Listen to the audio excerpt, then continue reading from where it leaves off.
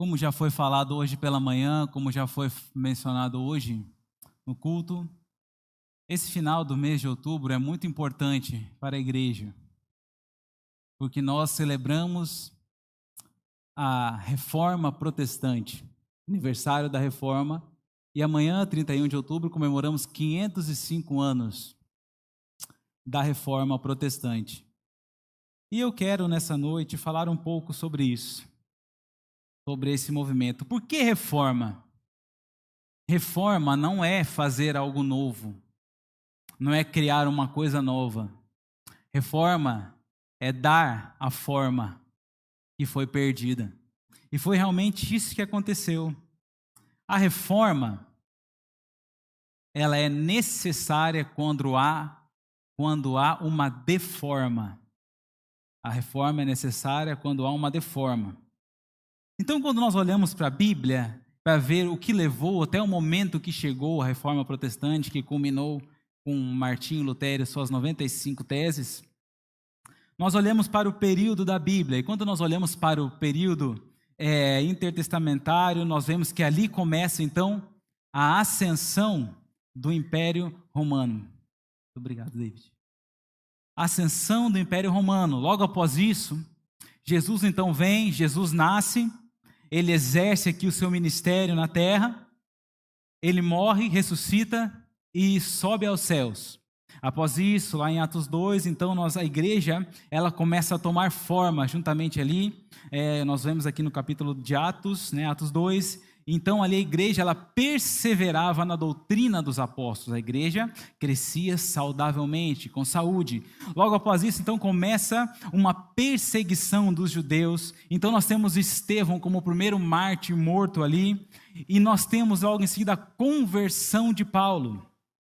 Então Paulo começa então a concluir a sua forma doutrinária, as suas doutrinas, principalmente por meio das cartas de Romanos e das cartas de Efésios. Paulo começa então as suas viagens, então começa a implantar, a expandir o evangelho, o cristianismo por outros lugares. Então logo após isso entra então, e Paulo é morto lá no ano 60, em 664, pelo imperador Nero. Logo depois disso entra então o imperador Domiciano. E no período do imperador Domiciano, nós vemos que o último apóstolo vivo era João, que estava preso na ilha de Patmos, e ali ele conclui, então fecha o cânon bíblico, concluindo ali a Apocalipse, a revelação. Então João morre. Logo após isso, nós temos o período da patrística, onde ali grandes homens, Policarpo de Esmirna, Irineu de Lyon, Inácio de Antioquia, João Crisóstomo, grandes homens de Deus, alguns desses homens contemporâneos dos próprios apóstolos, e a igreja crescia saudável, a igreja tinha uma doutrina saudável, a igreja estava na sua forma plena, crescendo em saúde saudavelmente. E nesse período se levanta grande perseguição contra a igreja, nesse período da patrística. Então grandes homens ali morreram pelo evangelho, por conta do evangelho. Tertuliano disse que o sangue dos cristãos era a semente que fazia com que o evangelho crescesse e se propagasse. Porém, nós temos no século IV, no ano 306, durante ali o domínio do imperador Constantino, onde ele tem uma visão. Ele ia para uma batalha contra outro imperador e ele tem uma visão de uma cruz e que Cristo daria vitória. Então Constantino parte para essa batalha, parte para essa luta, e lá ele vence. Então a partir desse momento, o que acontece? Ele define, ele ordena que o cristianismo seja a religião oficial do império. E é nesse momento, quando a igreja se funde com o Estado, é que a igreja começa a perder a sua forma, começa a se deformar. Nesse período do imperador Constantino. Constantino, então, ele era o líder do império e, ao mesmo tempo, líder da igreja. Então, a igreja começa a perder a sua forma, começa a se deformar. E, a partir desse momento, começaram a ser inseridos várias heresias, vários elementos da cultura greco-romana dentro do cristianismo. Então a igreja parte. Então nós vemos aqui a partir do século VII, no ano 607, o imperador Focas, ele institui o papado o que seria uma das maiores heresias da igreja então católica. Essa era a igreja de Cristo, essa era a igreja de Jesus, a igreja qual foi fundada em Atos 2. Agora ela segue em um declínio, ela começa a seguir uma constante deforma, permitindo que heresias fossem implantadas, e a igreja começa a mergulhar em algo muito terrível. Então, no século XII, nós temos também um período de trevas, foi denominado assim, com a instalação da Inquisição, torturas, mortes, caçada aos ditos hereges. Mas veja aqui, eu queria trazer aqui nessa introdução algumas heresias que foram evoluindo a partir do ano 306. Eu vou listar elas aqui: oração pelos mortos, sinal da cruz, confecção de velas, veneração dos anjos e uso de imagens, doutrina do purgatório, latim utilizado nas missas. As missas passaram a ser em latim, então ninguém entendia, somente os papas, os padres, os que estavam realizando, os sacerdotes que realizavam a missa. Culto à cruz, imagens e relíquias a partir do ano 700, a água benta, canonização de santos, celibato do sacerdote, rosário, inquisição, transubstanciação, a hóstia vira o corpo real de Cristo, confissão auricular de pecados. Então a penitência era absolvida agora diante a pecados confessados para o Papa, para o Padre. Purgatório proclamado como um dogma pelo Concílio de Florença em 1439. É instaurada a doutrina dos 7 sacramentos da Igreja Católica. Essas então foram algumas das evoluções das heresias.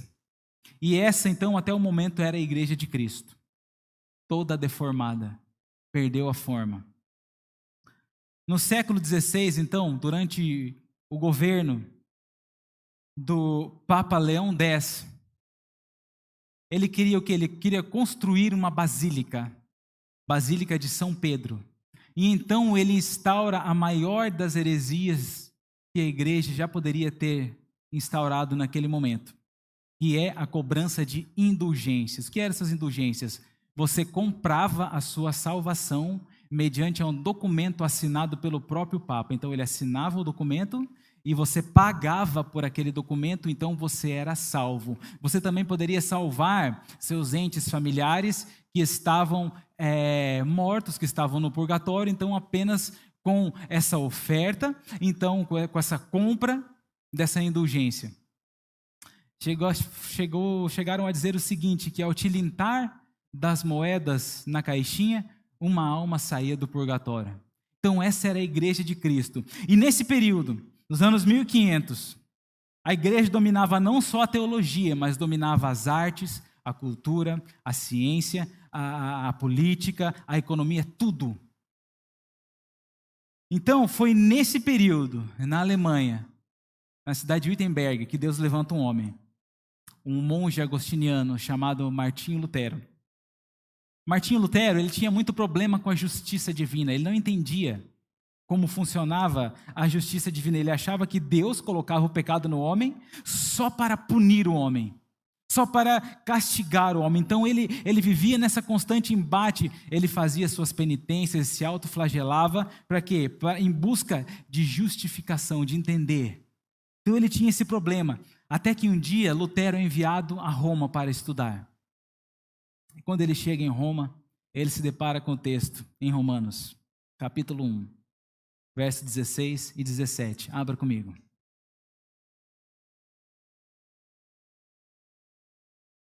Romanos capítulo 1, versos 16 e 17.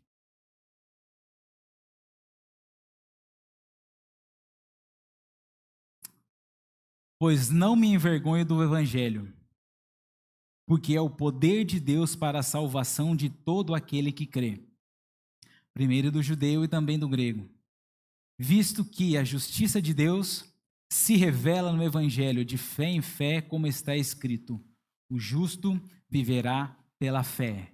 Quando Lutero põe os olhos nesse texto e começa a trabalhar nesse texto, a estudar esse texto, ele descobre, ele vê, os olhos dele se abrem. Então, a partir desse dia, ele faz o quê? Ele escreve as suas 95 teses e ele fixa na porta do castelo de Wittenberg suas 95 teses. E a partir daí começa a reforma da igreja.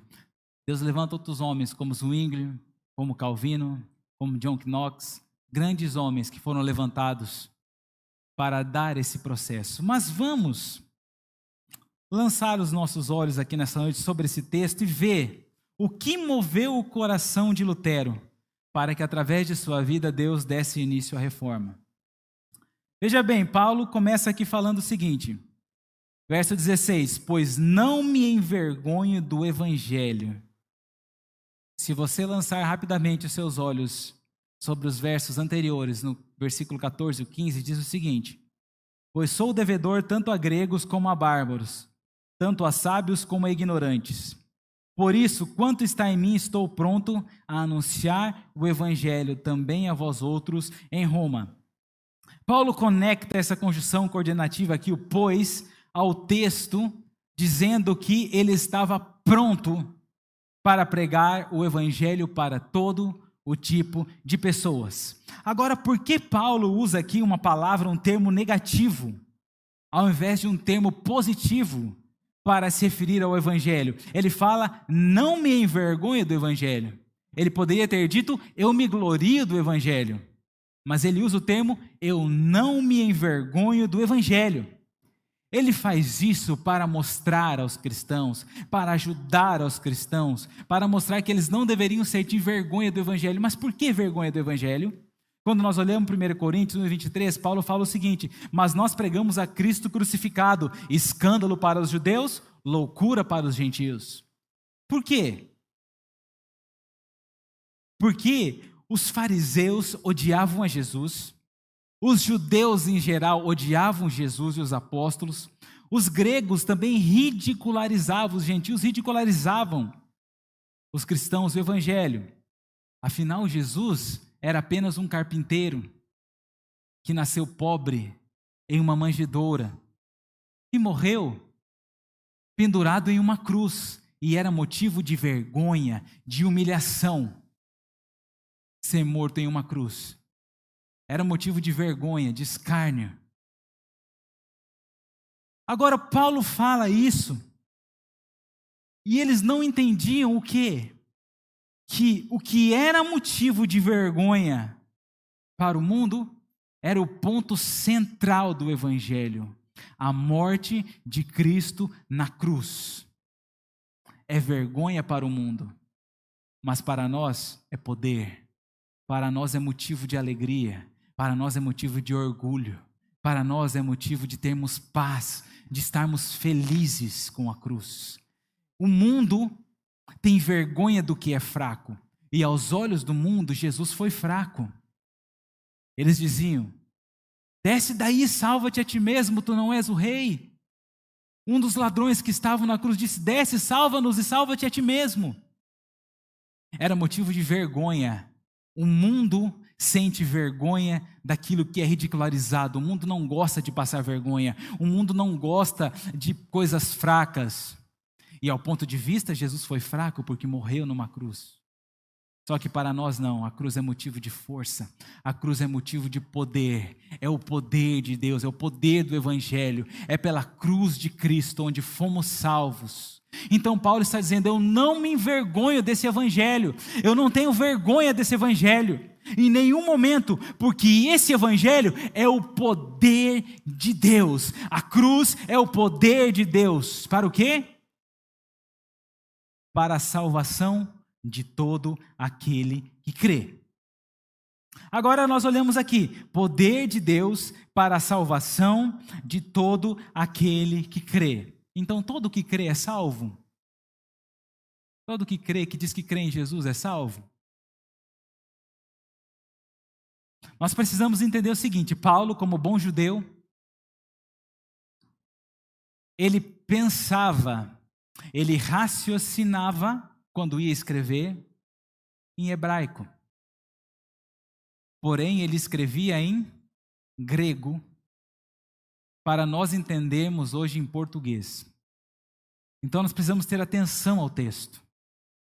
Quando ele fala que é poder de Deus para a salvação daquele que crê, ele usa aqui pistes. Esse crê aqui é a palavra grega pistes, ou pistel, ou pisteio. Mas ele usa aqui pistes. Em grego, isso é um verbo.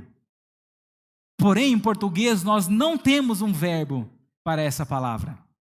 Então, quando nós olhamos para isso, o equivalente mais próximo aqui de pistes para o português é crer. Mas ele significa o quê? Ele é mais semelhante ao emunar do hebraico, que Paulo pensa em hebraico. Emunar, o termo emunar. E ele escreve em hebraico, pistes.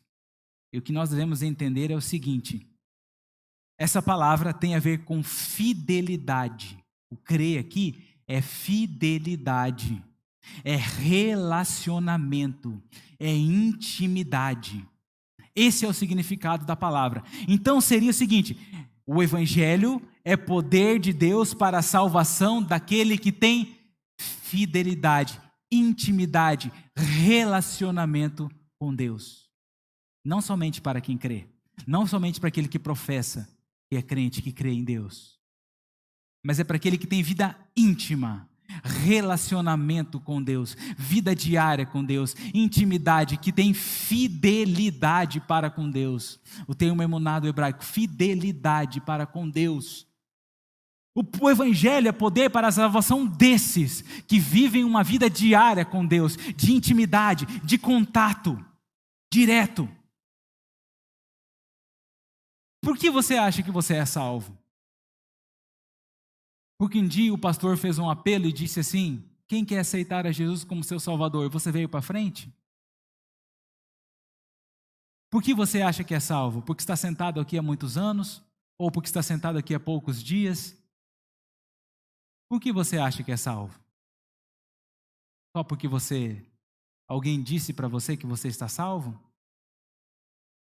Crê que Deus existe? Muitos creem, muitos dizem. Todo mundo diz que crê em Deus. Sai fora e pergunta. Todos dizem que crê em Deus. Hoje o nome de Deus está na boca do povo. Mas será que todos realmente creem em Deus para a salvação? Tem vida com Deus? Tem fidelidade com Deus? Vive uma vida santa na presença de Deus? Tem vida diária com Deus? Ou apenas senta em um banco de igreja uma vez por semana? Isso não é ser salvo. Ser salvo é ter fidelidade. E fidelidade na frente dos outros é fácil. A fidelidade para com Deus é no íntimo, na intimidade.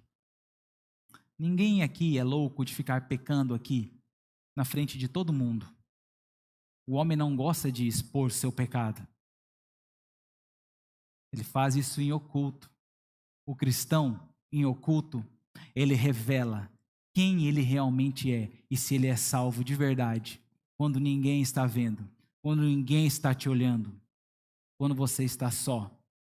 Isso vai revelar se o evangelho é poder de Deus para a salvação na tua vida. Então Paulo fala: eu não me envergonho do evangelho, porque é o poder de Deus para a salvação de todo aquele que crê, primeiro do judeu e também do grego. Por que primeiro do judeu? O judeu é mais importante? Não. Porque veio primeiro, né? Jesus veio a Israel primeiro. Então, primeiro do judeu, posteriormente do grego. Verso 17. Visto que a justiça de Deus se revela no evangelho de fé em fé, como está escrito, o justo viverá por fé. Então nós sabemos que o evangelho é poder de Deus para a salvação daquele que crê, daquele que não está deformado por um falso evangelho, por aquele que não está deformado por um evangelho antropocêntrico, voltado apenas para o homem, mas para aquele que está vivendo a verdade do evangelho. Então, visto isso, a justiça de Deus se revela no evangelho, de fé em fé, como está escrito, o justo viverá pela fé. Nós chegamos aqui a um ponto muito difícil de entender, que é a justiça de Deus. Foi difícil para Lutero e é difícil para nós hoje. Veja o que Lutero falou sobre isso, sobre a justiça de Deus. Trabalhei diligente e ansiosamente com vistas a entender a palavra de Paulo em Romanos 1:17. onde ele diz que a justiça de Deus é revelada no Evangelho. Esforcei-me muito e clamei ansiosamente, pois a expressão a justiça de Deus me bloqueava o caminho. Lutero não entendia a justiça de Deus. Ele achava que a justiça de Deus tinha a ver com a lei, com as obras. Então, isso nos leva ao mesmo dilema de Lutero. Como pode Deus ser justo e ao mesmo tempo justificador? Como Deus pode ser justo, santo e ao mesmo tempo justificar pecados? Como Deus pode ser justo e justificador? Lutero então entendia que a justiça de Deus para com o homem, ela se baseava no cumprimento dos mandamentos. E ninguém era capaz de cumprir os mandamentos, e nem é capaz de cumprir todos os mandamentos, não somos capazes. Então o homem ia pecar. Isso trazia um peso imenso para Lutero. Agora veja bem, de que maneira o homem poderia ser justo diante de Deus? Deus, ele não tolera o pecado, porque ele é santo. Deus é um Deus extremamente santo, e ele não tolera, ele odeia, ele abomina o pecado.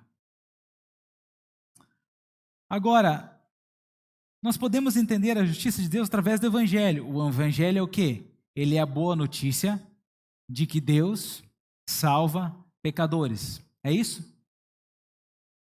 O Evangelho é as boas novas, a boa notícia de que Deus salva pecadores. Porém, nós voltamos a essa questão: como Deus pode ser justo e ainda assim salvar pecadores, justificar pecadores? Como pode Deus ser justo e justificador ao mesmo tempo?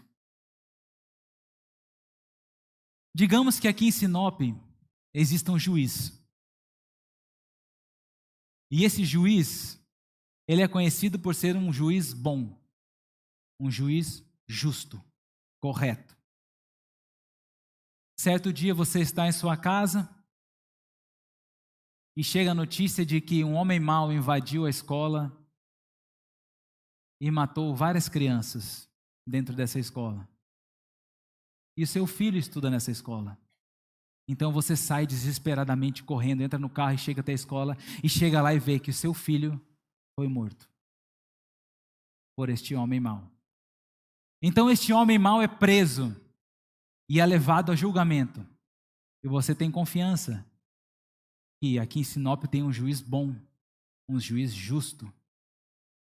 Então você chega diante desse juiz, chega o dia do julgamento.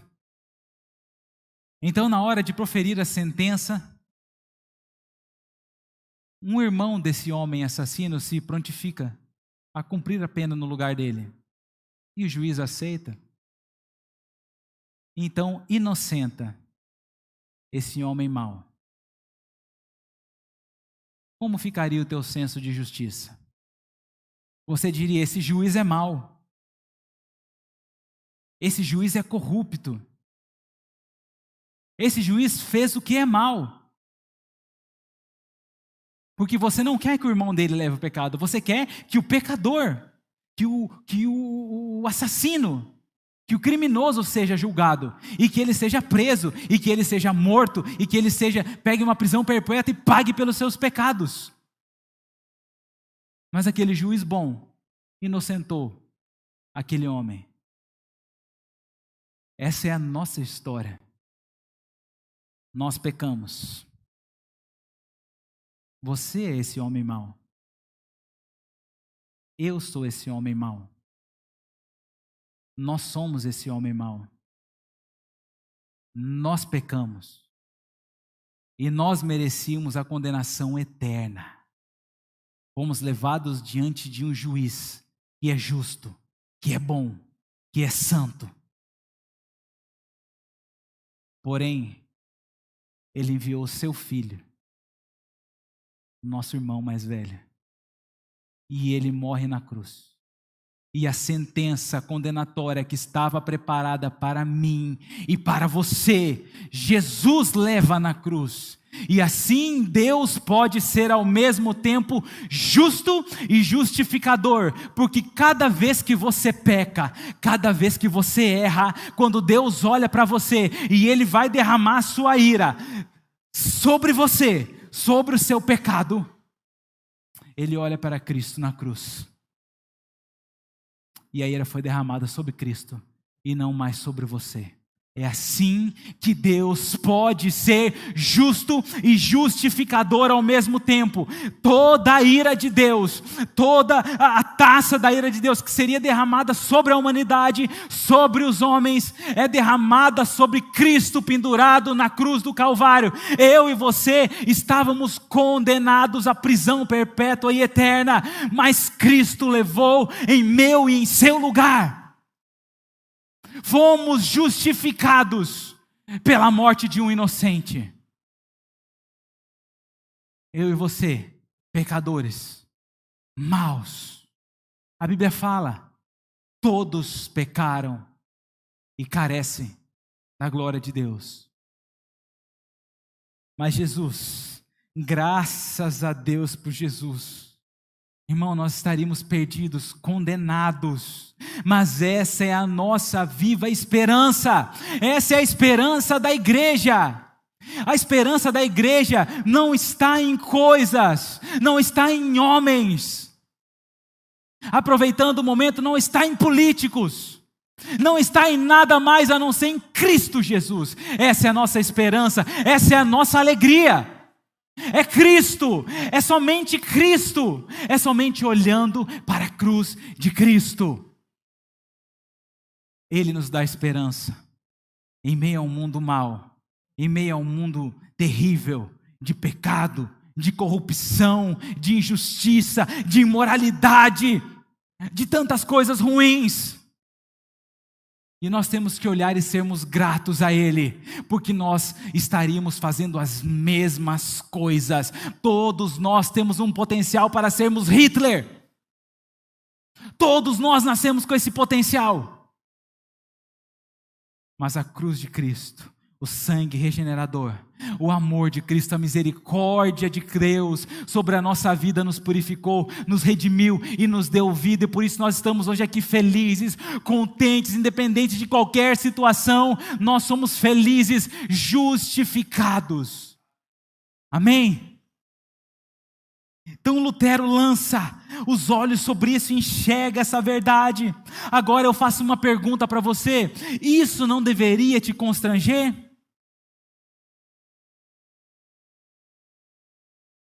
A lutar por viver uma vida de santidade? Hoje em dia falar sobre santidade assusta mais do que falar sobre pecado. Parece legalidade, né? Como nós podemos amar aquilo que matou o nosso Senhor? Como você pode amar aquilo que matou o teu Senhor? Como nós podemos amar o pecado? Nós temos que aborrecer o pecado. Essa é a marca de um cristão.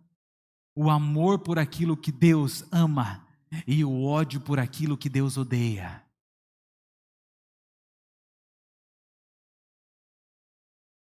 Veja bem, então Paulo segue aqui.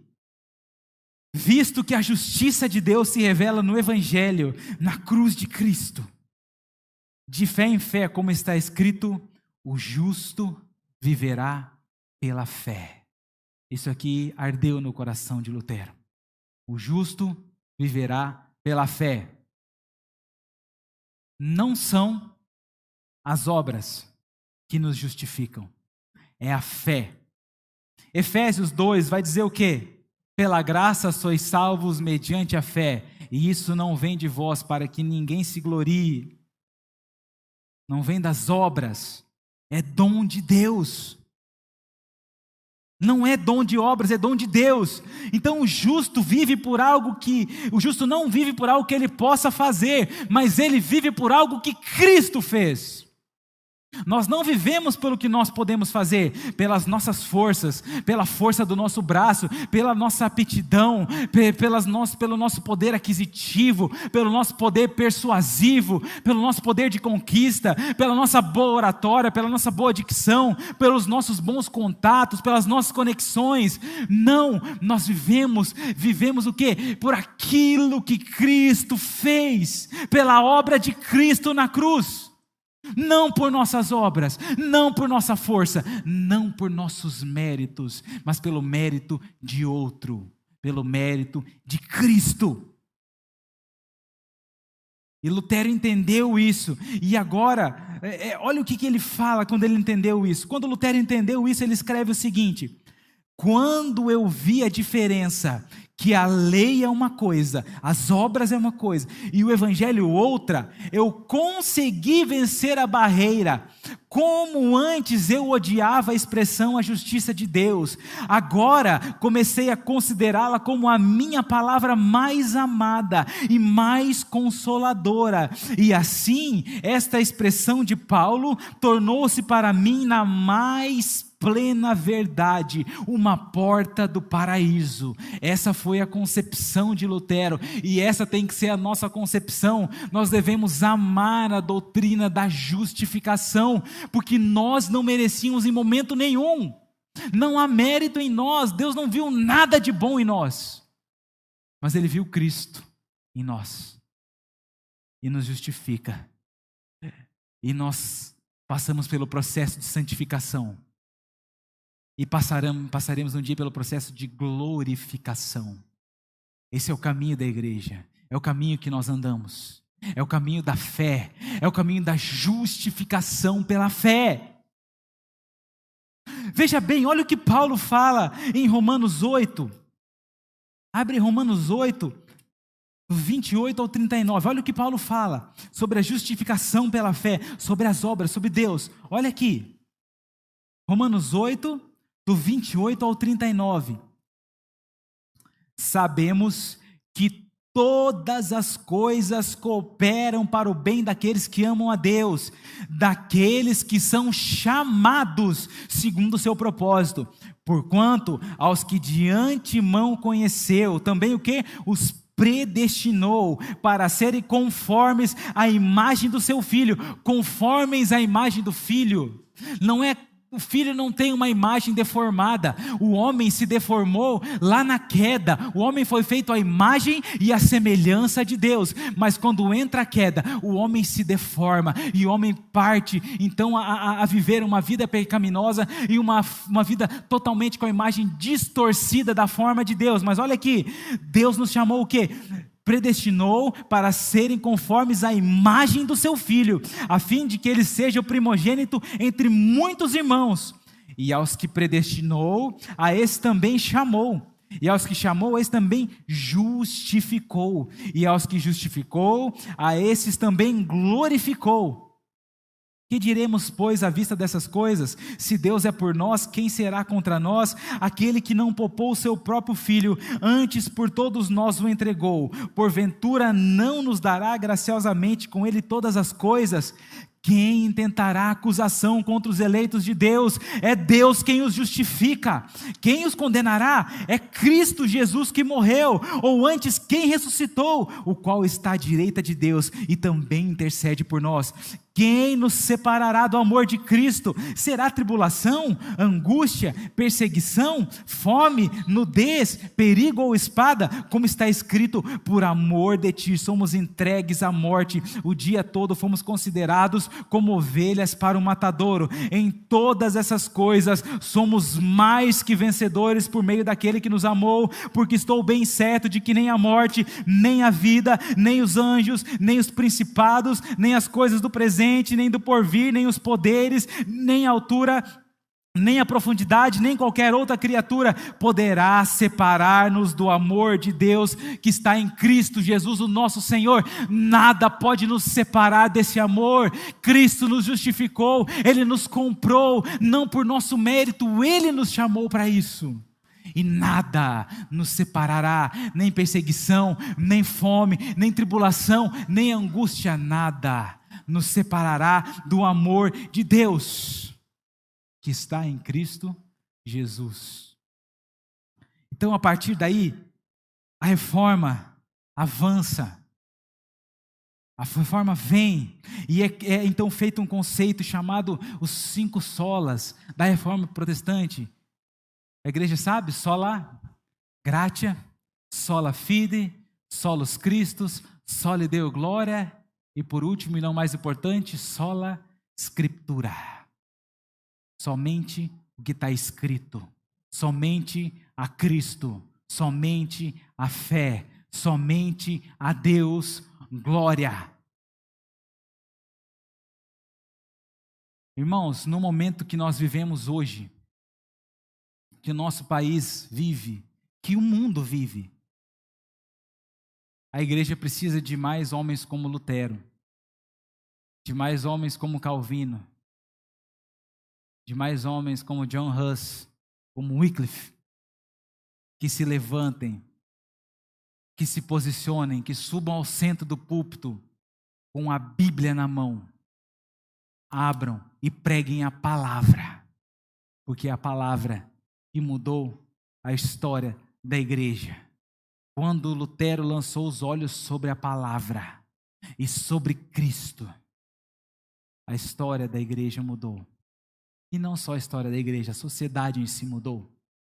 A política mudou. A educação mudou. Tudo mudou com a reforma. Mas principalmente a igreja de Cristo. Lutero não queria criar uma igreja nova. Ele queria reformar a igreja. Trazer a igreja de volta à centralidade das Escrituras. Colocar Cristo no centro. E nós precisamos, igreja, colocar Cristo no centro das nossas vidas. Nós precisamos colocar a palavra no centro de nossas vidas.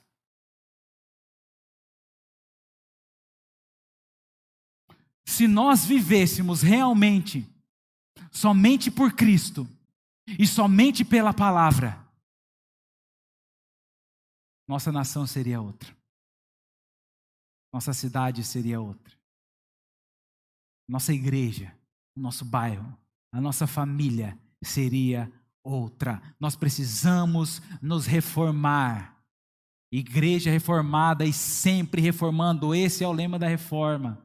Sempre reformanda. Nós precisamos nos reformar diariamente. Nós precisamos parar o que estamos fazendo e deixar de lado as influências do mundo, as influências do falso evangelho, das falsas doutrinas, e voltarmos para a centralidade de Deus em nossa vida. Os 5 solas se resumem em soli Deo glória. Somente a Deus toda a honra e toda a glória. Deus é o Senhor da sua vida. Você dá glória a Ele em tudo que acontece, em tudo. Não em algumas coisas, tudo. Em tudo nós devemos dar glória a Deus, porque Ele é soberano em tudo. Poucos dias eu estava bem de saúde. Hoje eu estou sem a minha muleta aqui, mas talvez amanhã eu precise dela de novo. Glória a Deus por isso. Pessoas estão no hospital, talvez seja a última noite. Talvez irmãos fiéis, piedosos, que viveram uma vida santa, estão hoje em um leito de hospital. Glória a Deus por isso. Talvez temos uma irmã piedosa, fiel a Deus. Quando chega em casa, apanha do seu marido, que não é cristão. A soberania de Deus também está aí. A soberania de Deus está em todos os lugares. Mas nós temos que entender uma coisa. Um dia, isso não é promessa minha, nem de pastor, nem de comunidade. Isso é a Bíblia que fala. Um dia, Ele enxugará dos nossos olhos toda lágrima. Toda lágrima. Ele tem poder. E é por quê? O justo viverá pela fé. em Deus somente. Louvor. Meus irmãos, algumas aplicações. Primeiro, não se envergonhe de pregar o evangelho em todo lugar que você for. Olha o que Lucas capítulo 9, 26 nos diz. Se alguém se envergonhar de mim e das minhas palavras, o Filho do Homem igualmente se envergonhará dele, quando voltar em sua glória sob as honrarias do Pai e dos santos anjos. Pregue, irmão, em tempo, em fora de tempo, na rua, na escola, e se possível use palavras, mas pregue em todo o tempo, com as tuas atitudes. Entenda que Jesus pagou um alto preço por você na cruz. Viva de maneira digna desse sacrifício. Você é filho de Deus? Você vive como um filho de Deus? Porque a paternidade, ela traz traços ao DNA dos filhos. Então, um filho que tem o DNA de um pai, ele vai se parecer com o pai. Ele vai ter os traços, trejeitos, a forma de falar, às vezes as mesmas manias. E podem ser manias boas ou ruins. Mas você tem vivido como filho de Deus? Tem vivido de maneira digna desse evangelho? Jesus pagou um alto preço, não para que você adquirisse bens, não para que você fosse próspero, não para que você conquistasse coisas, não para que você tivesse prazer, e nem para que você coma o melhor dessa terra também não. Não é esse o foco. Ele pagou um alto preço para que você seja parecido com Ele, para que você seja santo, e para que um dia você suba com Ele, um dia você reine com Ele, um dia você esteja com Ele. Foi para isso que Cristo morreu. Cristo não morreu para que você seja próspero, para que você tenha uma vida boa. Cristo não morreu para que você tenha saúde também. Ele morreu para justificar os teus pecados. Ele morreu para substituir você que estaria condenado eternamente. Foi para isso que Cristo morreu, para pagar a tua dívida, a minha dívida, a nossa dívida, por causa de você, por causa minha. Foi por isso que Cristo morreu. A cruz de Cristo não é só um sinal de amor, mas é um sinal do quanto eu e você somos depravados e precisamos de misericórdia.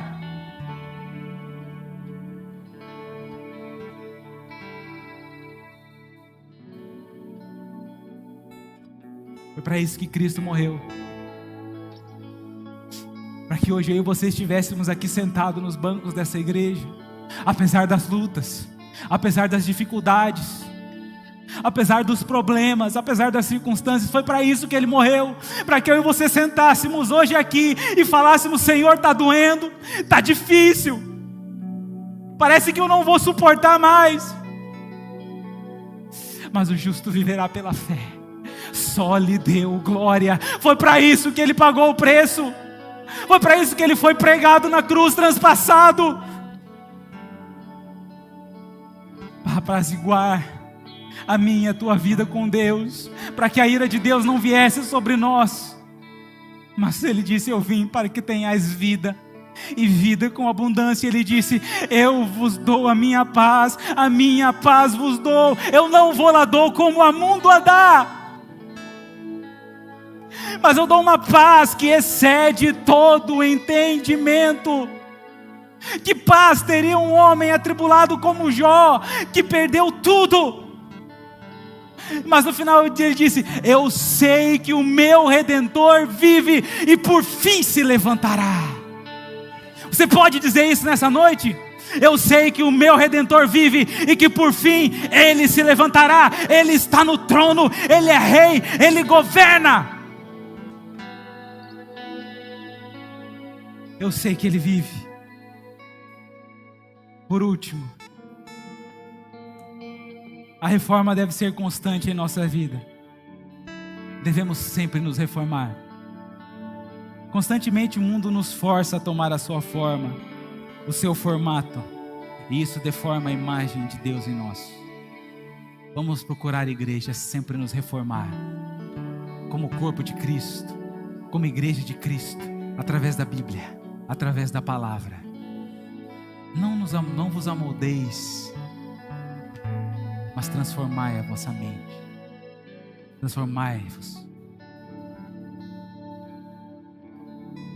Se transforme, igreja, pela renovação do seu entendimento. Se reforme. Abandone as práticas. Abandone as paixões. Abandone os desejos. Tenha Cristo como alvo, olhando para Cristo, o autor e consumador da nossa fé, olhando sempre para Cristo, somente Cristo, nosso justificador. Então viveremos justificados pela fé. Se coloque de pé, vamos adorar a Deus.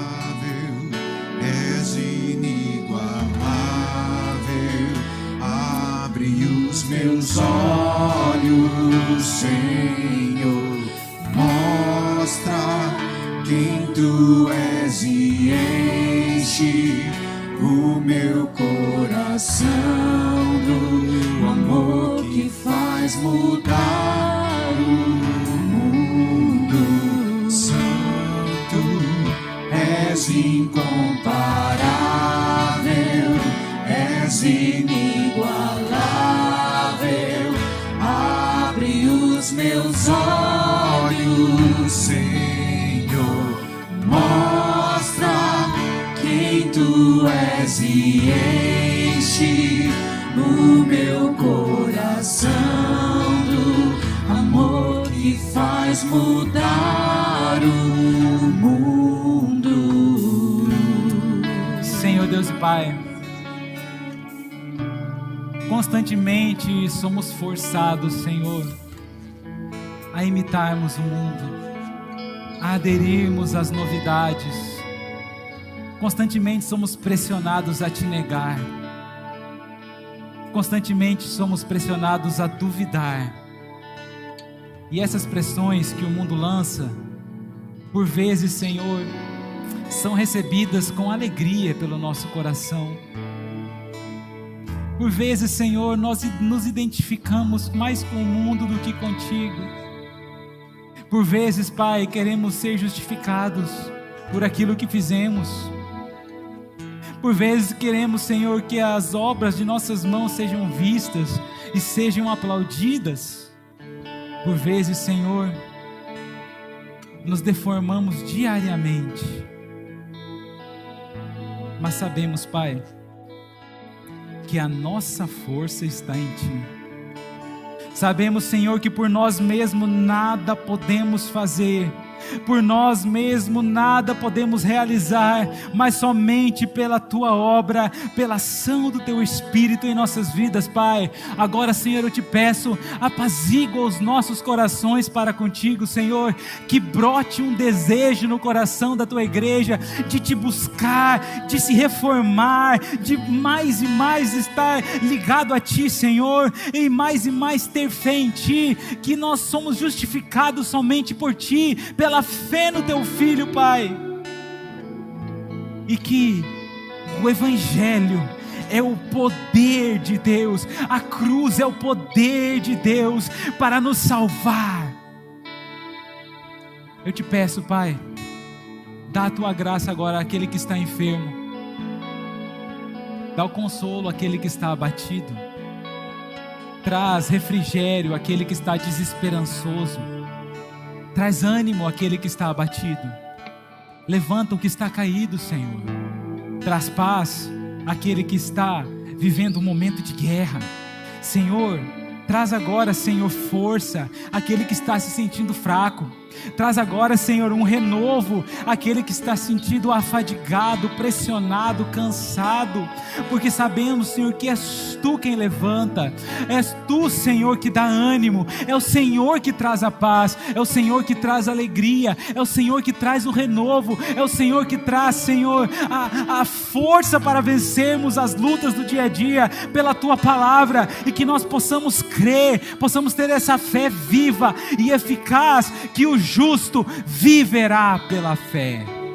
Independente das circunstâncias, nós Te adoramos e glorificamos